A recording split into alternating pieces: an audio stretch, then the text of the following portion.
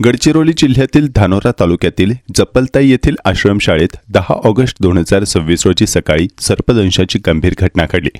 आश्रमशाळेतील 6 विद्यार्थिनींना सापाने दंश केल्यानंतर प्रकृती बिघडल्याने त्यांना प्रथम ग्रामीण रुग्णालय धानोरा येथे आणि त्यानंतर जिल्हा सामान्य रुग्णालय गडचिरोली येथे आणण्यात आले। उपचारादरम्यान दुर्दैवाने 3 विद्यार्थिनींचा मृत्यू झाला तर अन्य 3 विद्यार्थिनींवर जिल्हा सामान्य रुग्णालयात उपचार सुरू होते। दरम्यान सर्पदंश झालेल्या 3 विद्यार्थिनींपैकी एका विद्यार्थिनीची प्रकृती गंभीर असल्याची माहिती मिळताच जिल्हा प्रशासन आणि गडचिरोली पोलिसांनी तातडीने पावले उचलली।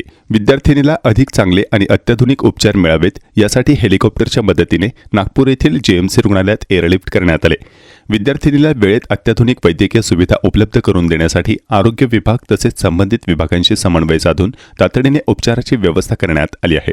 उपचारात कोणत्याही प्रकारचा विलंब होऊ नये यासाठी प्रशासन आणि पोलिसांकडून सर्वतोपरी प्रयत्न केले जात आहेत। गडचिरोलीचे पोलीस अधीक्षक एम रमेश यांनी नागरिकांना आवाहन केले आहे की पावसाळ्यात सर्पदंशांच्या घटनांमध्ये वाढ होते, त्यामुळे नागरिकांनी तसेच विद्यार्थ्यांनी विशेष काळजी घ्यावी।